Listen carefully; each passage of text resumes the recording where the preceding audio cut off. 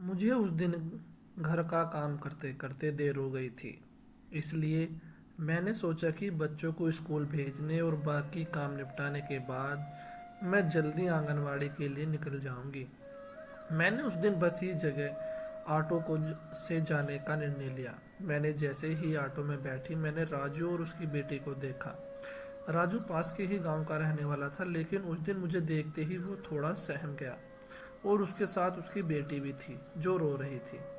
मैंने उनसे बात करने की कोशिश की, लेकिन उन्होंने मुझे ठीक तरह से बात नहीं की। हो सकता है कि उनके आसपास बैठे लोगों का डर होगा कि कहीं वे उनकी बातें न सुन लें।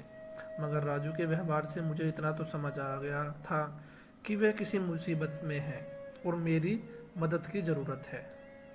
जब ऑटो रुकी तब हम तीनों ऑटो से उतर गए और उसी समय 22 साल की रितु ने बताया कि उसके जीजा जी ने उसका रेप किया है और वो प्रेग्नेंट भी हो चुकी है। तो उसकी बातों को सुनकर मुझे विश्वास ही नहीं हुआ कि मैंने उससे पूछा कि वह कब से प्रेग्नेंट है। उसके पिता ने कहा कि वो 3 महीने से प्रेग्नेंट है। मैंने उससे पूछा, रेप के इतने दिन बीत गए और आप सबने अब तक पुलिस में रिपोर्ट क्यों नहीं दर्ज कराई? आप किसका इंतज़ार कर रहे हैं? उसके पिता के पास कोई जवाब नहीं था। मैंने ऋतु की ओर देखा तो उसने कहा, हम पुलिस के पास जाने से डर रहे थे। फिर मैंने फिर पूछा, लेकिन 3 महीने तक गर्भ को क्यों रखा? वो चुप थी। क्या तुम्हारी माँ को सब पता है? मेरे इतना पूछे पर उसके चेहरा सफ़ेद पड़ गया। राजू के बीच में ही टोकते हुए कहा, नहीं, इसकी माँ बहुत सख्त स्वभाव की है, इसलिए उसे कुछ नहीं बताया। उनकी बातें सुनने के बाद भी मुझे कुछ ठीक नहीं लग रहा था और मेरे मन में तरह तरह के सवाल चल रहे थे। क्या ऐसा हो सकता है कि पिता ही बच्ची का रेप कर रहा हो और माँ को कोई जानकारी न हो?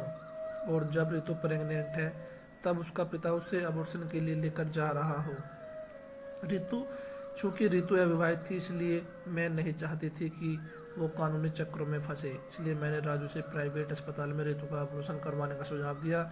उसके बाद मुझे उसने कोई खबर नहीं मिली। हालांकि कुछ महीनों के बाद मेरी राजू से दोबारा मुलाकात हुई और मैंने ऋतु के बारे में पूछा। इस पर उसने बताया कि ऋतु एकदम ठीक है। मैं भी आशा करती हूँ कि वो ठीक रहे।